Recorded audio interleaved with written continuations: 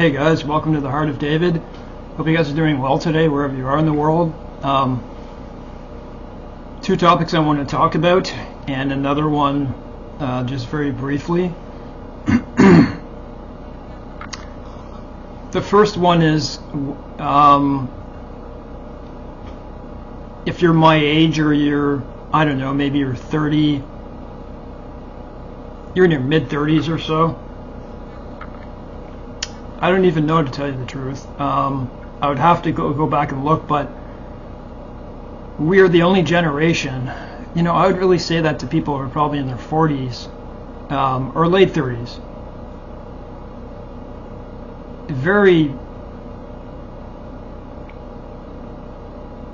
I think it's a very important aspect that we are the only generation who will ever know life without these devices.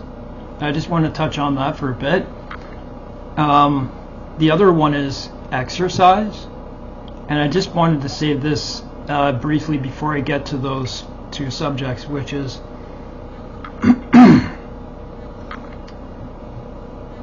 oh, by the way, I'm releasing a video probably within the next couple hours. I mean, it's all done and everything. I just have to type in some stuff, and then it's about what's the title I put on it? I don't want to turn this screen away because on this new computer it shut off on me before more than once. So, anyways, has the kingdom been taken away from the Jews forever? An honest assessment. So, if you're interested in that, I'm going to release that, and so this will probably be before that, even though this is done after that. So, I'll give a tiny bit of my history. My name is David, but I live in Canada, and the things that I grew up are North American.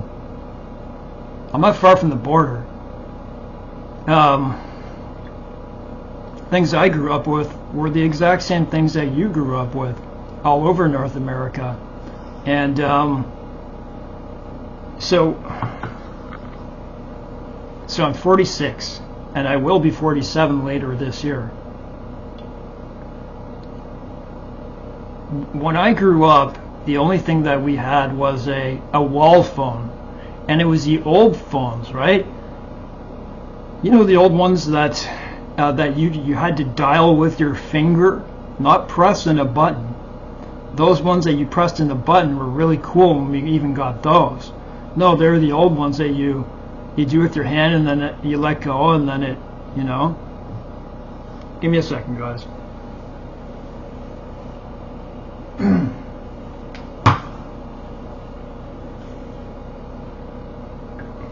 It's like it's on a big spring or something, and so when you go to dial the number, it's, you know, the 1 would be the shortest distance on the spring, so you go 1, it would go right back.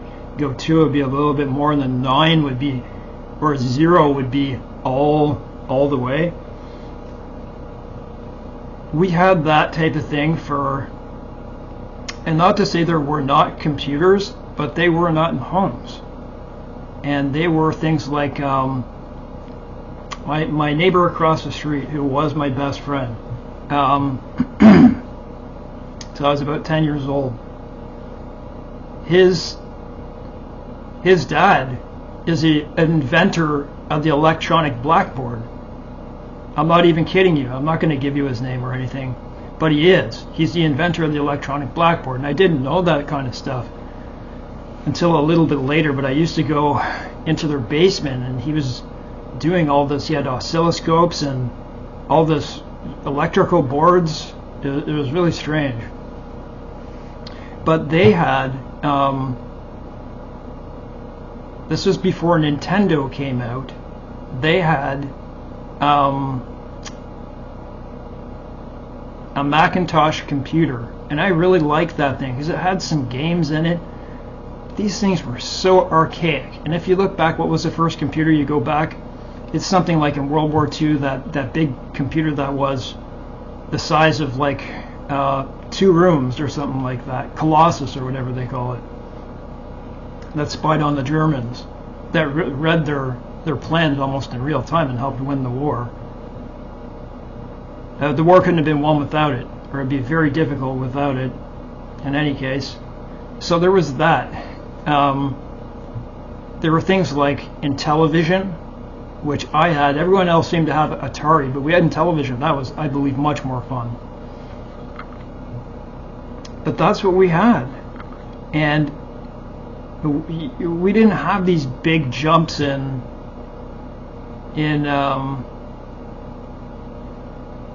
technology. They were quite slow. You know, if you could afford a personal computer, and back then, I don't know what it would be, $1,000 or $2,000, which was a lot of money. It was a different time. Rap music wasn't out yet. I'm sure not until at least 1990, and still then it was very... That left an indelible mark on my life. Rap.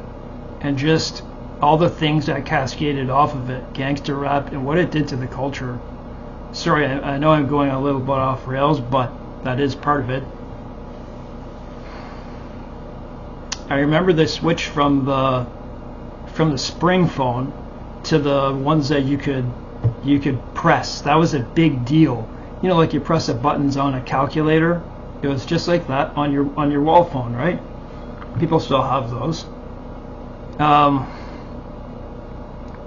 And then the biggest next thing from that, for Christmas I bought my parents, or my family, I forget it was if I said it was to the family, but it was for the family anyways. It was a caller ID. It was the very first one, and it wasn't attached to a telephone. It was by itself, and it could read something like, it could identify like something like 120 different calls. I remember at that time I had girls would be some girls were obsessed with me in high school. I'm not trying to make anything of myself, but it's just a fact. And I remember looking at it and being like, 27 calls. I would see 27 calls from just one number. And I was like, thank God for that. But anyways, you know, in that time, you would, if you didn't want to take someone's call, what you did was you just took the phone off the hook, right? I mean, you can still do that today in terms of just like turning off your phone or whatever, but that's what you did when you didn't want to speak to somebody. Nintendo went from, you know, Atari and television went to Nintendo, went to Super Nintendo. There was like Sega Genesis, and it just kept going up and up and up from there, okay? Although we had those video games, and there were some people who spent a lot of time, you know, trying to break this and that level, probably spending too much time. And you know what, I see people dragging this into their adulthood. Not to say that there's anything inherently wrong with playing video games, but if you're playing it for more than an hour a day, there's an issue. It's no different than television, but people drag this in. They worship the idols of the video games, which is really sad. So it all started coming from there. And obviously the production of, because who is making these video games? Are they not the same people like Bill Gates, who is making these different softwares, you know, Silicon Valley type thing? And of course we had television, but so much of our time was spent outside. Kids were playing outside. You full well know this. They were much more healthy people. Pardon me. Much more healthy.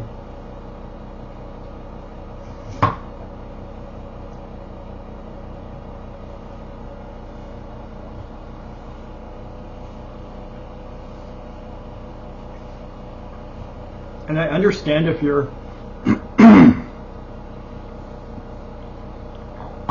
if you're in your 70s or 60s, if you're above, say, 60 years old, I don't think you saw it in the same way that someone like myself did. Why? Because I grew up in school not having it. I was right in the midst of it.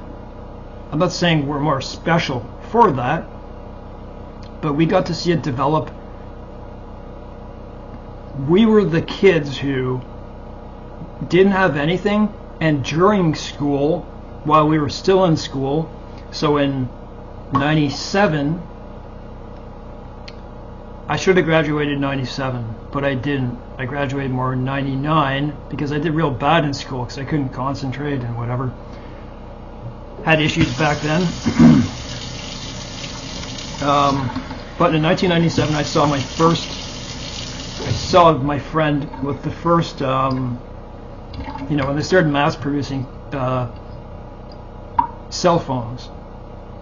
And then everyone wanted one. I remember thinking to myself, it was an end of privacy, it was a disruption, right? What I liked was being with my friends, being out in the wilderness, in the forest, wherever, exploring, and in those times, of course we were, not doing the greatest things, drinking, we all did these types of things, but exploring and being outdoors and having our mind working the way it should. The way it should. That's over now. Not to say there are not, man, I go door to door, and I go on a lot of walks too. I take 2 walks every single day, and I know for a fact that a lot of people still have kids. Things change.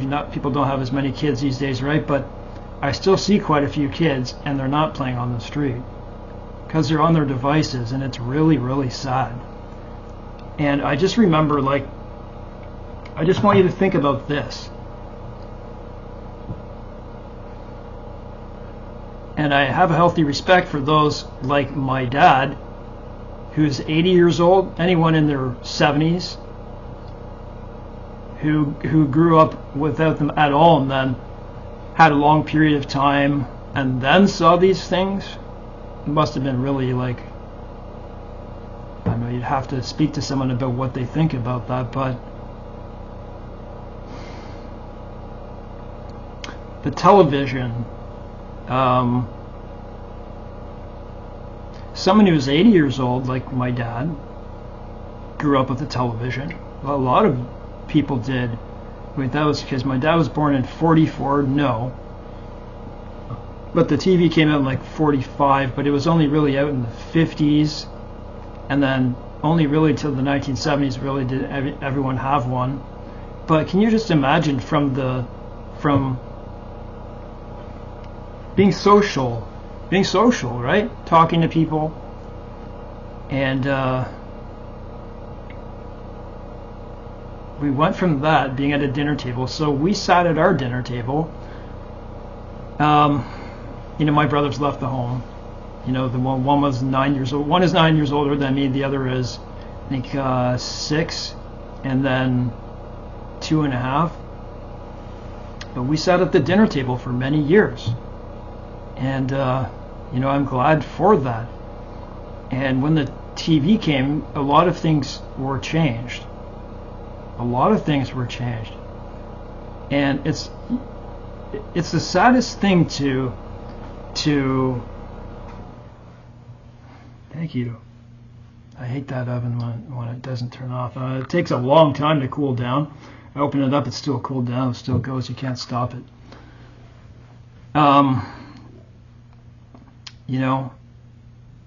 People have become complacent in the fact that we have a television and they don't understand what it is.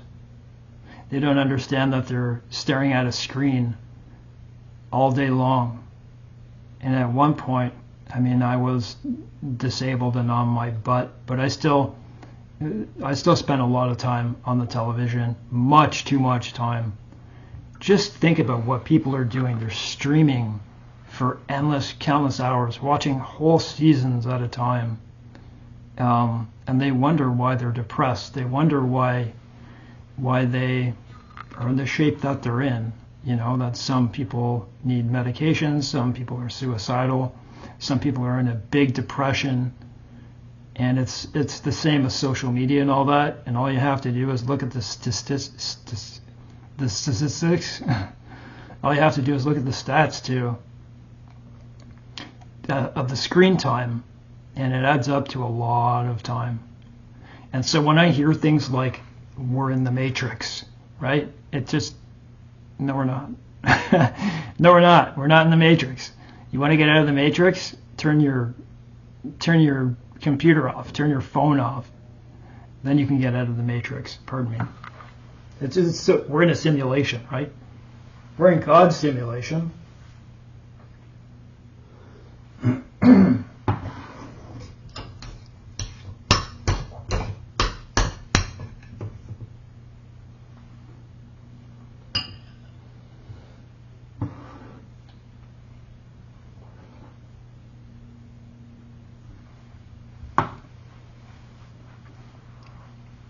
So everything just kept going up and up.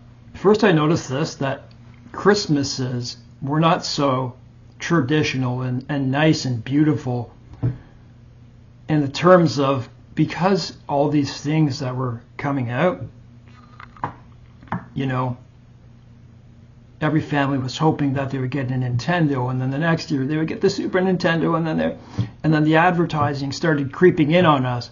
And then every year, at the end of the year, they would say, this is how much people spent this year. And they would break it every year more and more, right?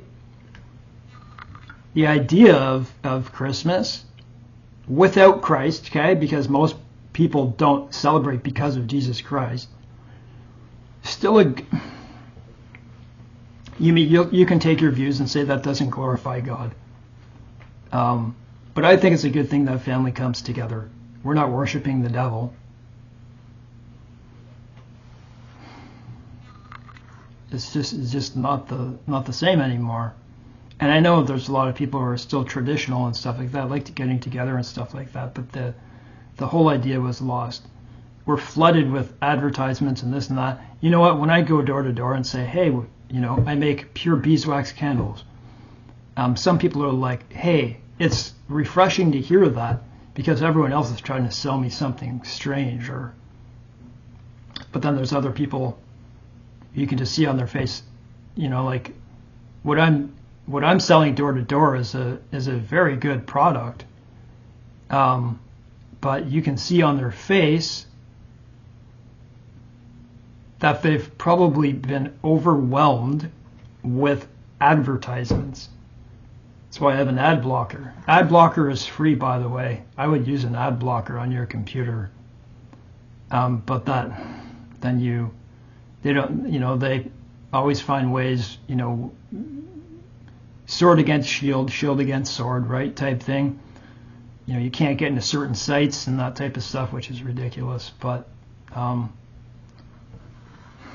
so everything changed. We started losing our privacy, and it opened up a world, a sick world, because people always abuse the system. Hey, you know, like hanging out with my group of friends, they always wanted to play video games because, you know, we were smoking marijuana. And I don't know if it was because at that point it was just making me paranoid and uncomfortable, that I never really felt comfortable grabbing sometimes I did, the controller and playing. I just really didn't feel an interest in playing these video games. And, you know, they take this into their adulthood and stuff, and they spend more time with this than with anything else, right? And people are addicted to this stuff. And it's the same dopamine thing that I've talked about with you before. What do I mean by that? We have a level that can be measured in our brain of units of dopamine, and so this is a fact that it's a fact. Go look. That every time we scroll, we get a like. And I'm sure it's the same with playing video games, but maybe not measured in the same way that a Facebook like, or, you know, something that gets you, like, oh, wow, you know, like someone made a comment, a good comment, or a like, or these types of things.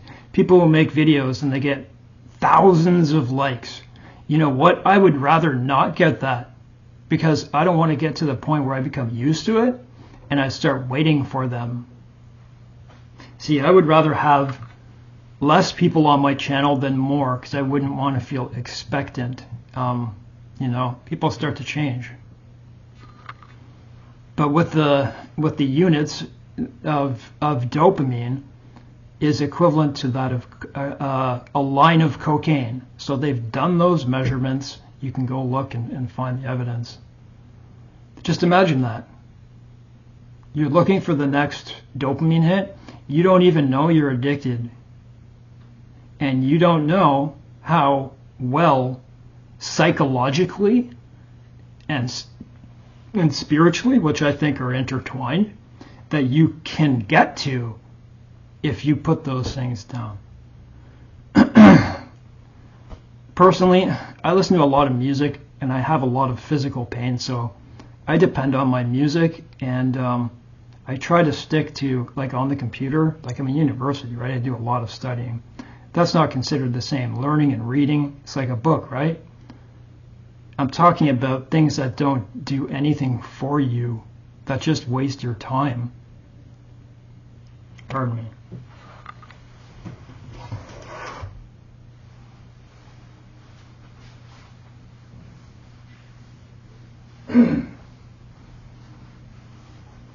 So we have been chosen for some reason. Well, we know the reason if you believe in God and you have faith in Jesus Christ. That he chose us for such a time. And I'm getting a lot of spasms in my throat.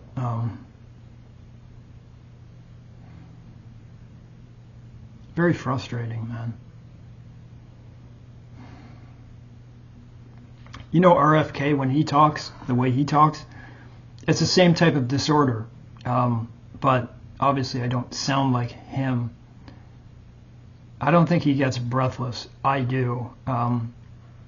Which is one of the differences. Just these, in any case, my lower esophageal sphincter is at the tightness of achalasia, what achalasia would be. And I have got it diagnosed, a disorder called dysphonia, muscle dysphonia. And so that would be the reason I have that, because of my lower esophageal sphincter. So it's very frustrating. What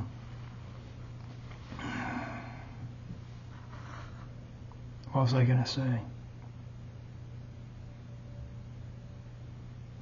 Man, having my mobility taken away from me for all those years, and my voice without treatment for those huge spasms, having your voice taken away and your mobility taken away, that was very, very tough. That was very hard to deal with. Glory to God that I have both back, right? I'm just going to pace again. I got to think about what I'm going to say here. Give me a sec.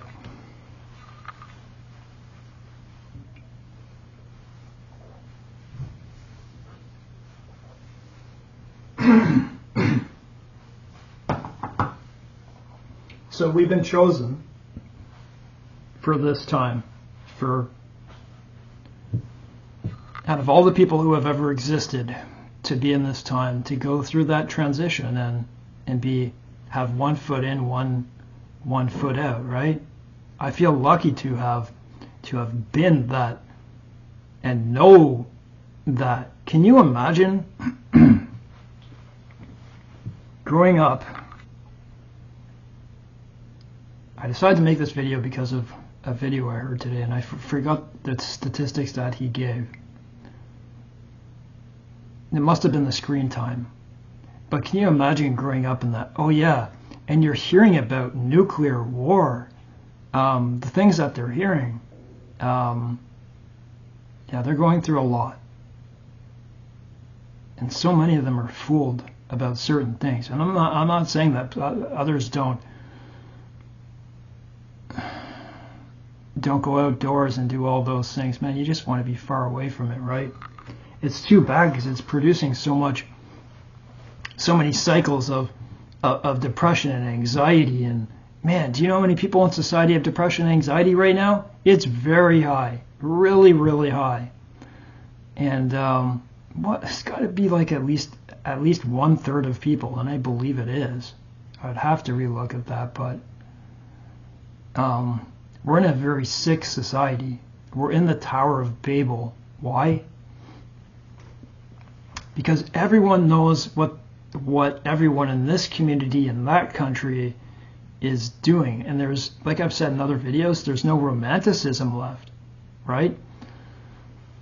You know, it used to be that you would fall in love with someone who, you know, you get a crush and fall in love with people who were in your community and that type of thing. And now, I'm not saying it's bad that it's worldwide and you can connect and stuff. I'm not saying that, but if I had a choice, I would absolutely rid the internet. Gone. And I know the things that I depend on because of my pain and medications and banking and all that type of stuff. But I remember the time when it wasn't like that, and it was much easier. It was. Obviously, you know, I live alone, and besides going to regular volunteering and going door to door, like I said, I don't really have a lot of conversations with people and all that type of stuff, because of my ability to speak and stuff, and that at certain times of the day I'm worse than others, and my pains. But I say this, I'm glad to be alone because of that. I don't know if I could handle another person, to tell you the truth.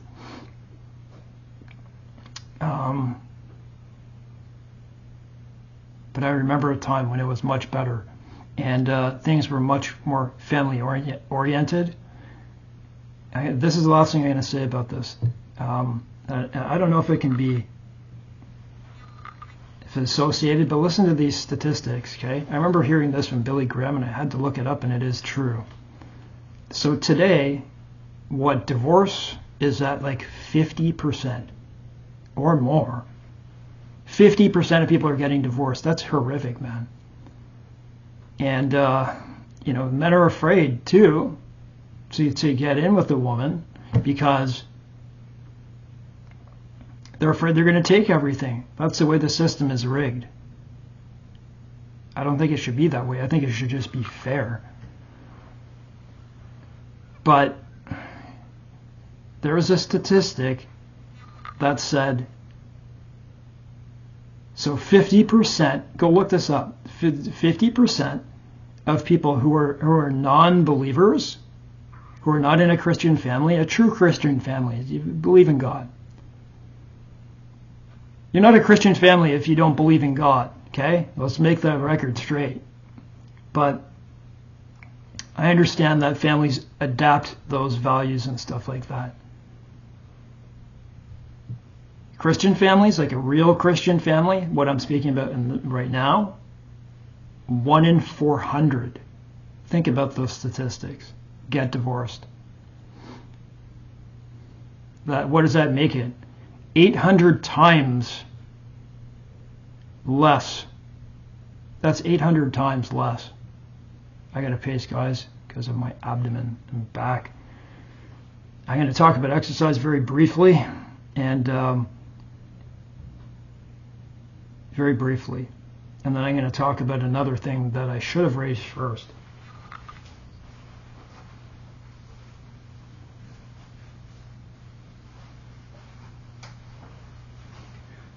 And because of all these things that I talked about, the first Wow, man, it's just squeezing. I believe I'm developing a stone. It could go away today. It's just like a lot of colic in my back. I can feel the back of my kidneys, the back down low parts. Oh, man. Or it's more like mid, being squeezed. This is just my life. That's okay.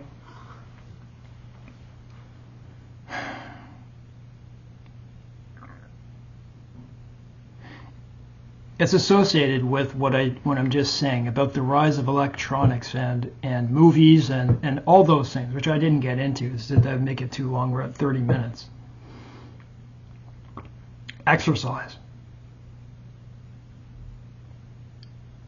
Go look out, especially if you're in the States, but in Canada too, in the West. It's probably less in Europe.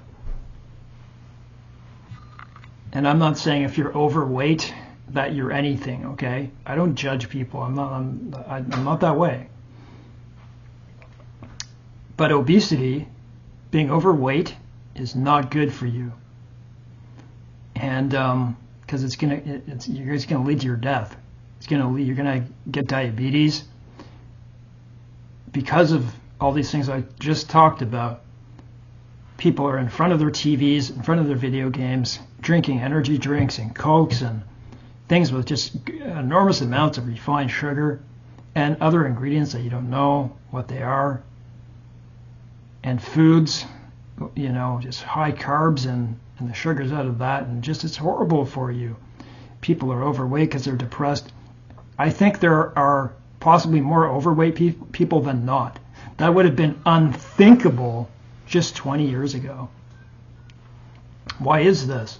Because it's a depressing world, because of the type of world that this has become. It's a shame. People are not out exercising at all. I mean, if you did take those stats, how many people are versus not? A human being was meant to go on a walk every single day. That is my belief. We were given legs to do these types of things. And what I mean is, maybe you don't have to go for a walk every day, but you got to get that cardio up.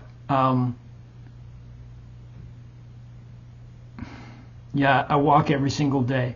You have no idea what you are missing. And when there's people who are overweight, which I've overheard conversations because I was right there, of women talking about, oh, I want to lose weight, and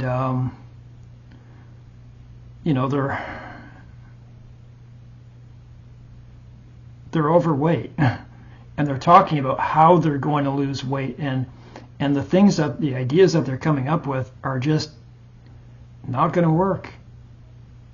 The more energy you expend, right? They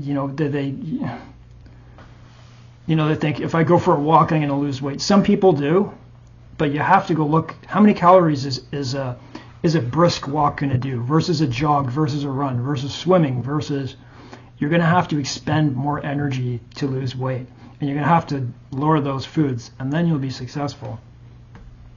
But I understand people are on meds and all that type of stuff, but we have a sick society. Listen, I endorse exercise fully. And I remember reading in the Bible, that part in the Bible where it says, exercise profits little. It doesn't say it profits just a little bit. That's not what that means. It profits. It does profit. For us to ignore that would be ignorant. Would it not be?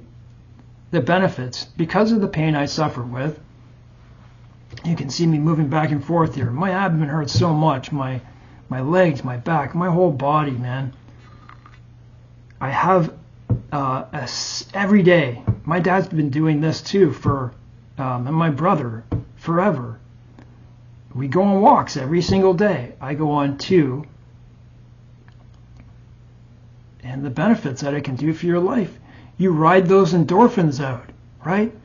You go on a 20-minute walk, you come back feeling good, you wonder why, right? Why am I not feeling good now? Because you didn't go out for a walk. Those are your natural, those endorphins were found in the brain in the 1980s. They only knew those in the 1980s. So there it is. Probably more because of my pain. I'm more intense with my workouts, meaning I work out a full body workout every single day, every morning, and I go for a couple walks. So you want to feel a little bit better. And I remember thinking to myself, how could, Paul says, it profits little, but the Spirit, is, I remember thinking at that point, because I didn't quite understand, I'm like, wow, what are you talking about? Like, exercise will give you a lot more up than the Spirit, but I didn't truly understand at that point. That's not true. But when you mix them together, it's fireworks, right? It's really good. Stay with God, always. I know there are hard days. I just want to finish off by saying this. I'm going to have to pace again. I know I'm building up to another stone. It will probably go away. I just got to keep eating these oranges. But a lot of stress in my life just because of school. A lot more work this module than I did in the last 2 for this year. So.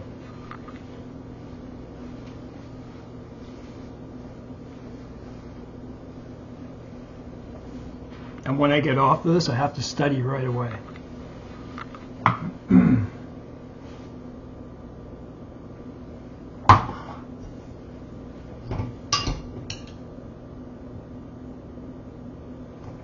I do have a break, though, between this mod.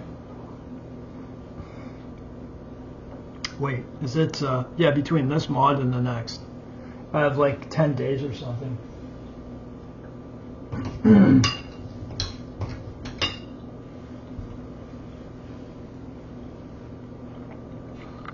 There's a lot of Christian YouTube channels I listen to.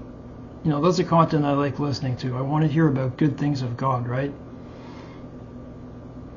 And one of these channels that I don't watch, but was Ray Comfort. You know how he does his thing, where he does the same kind of generic model of, and I don't want to put anyone down. That's not what I'm trying to do. But it's funny that the people that at one time that you looked up to most, just because they have, now listen to this, okay? These are the days we live in right now. Would you put more trust in me and being honest, even if I'm making a mistake, versus a theologian, right? Where it seems, I am doctor this or doctor that, as if they know the Spirit more than I do, right? And I'm not to say some of them don't have good spirit. That's not what I'm saying. We live in a time where, show me a piece of paper of who you are, It's unfortunate. It'd be very, very ignorant and arrogant to say that you must follow this person because they have their theology correct and they're, I think you know what I'm saying, but, and I'm not saying this about Ray Comfort, but this is what I want to say. You can follow someone and be interested and they may get a lot of things right, but then you find out that one thing that they're teaching other people is leading them in a very bad direction. And that's what Ray Comfort is doing. What is he doing? And I couldn't believe it until I saw this. It seems like he's trying to be justified by the law. Is it not? It seems like he's trusting in works rather than anything. And he's got, a couple million followers or something? Leading the flock incorrectly. Why? I saw in a video, he's telling people that you have to be saved. You have to keep the 10 Commandments. As if we're not, we're going to break we're going to break some of these commandments. You know, like, I kill people all the time. No, I'm just kidding.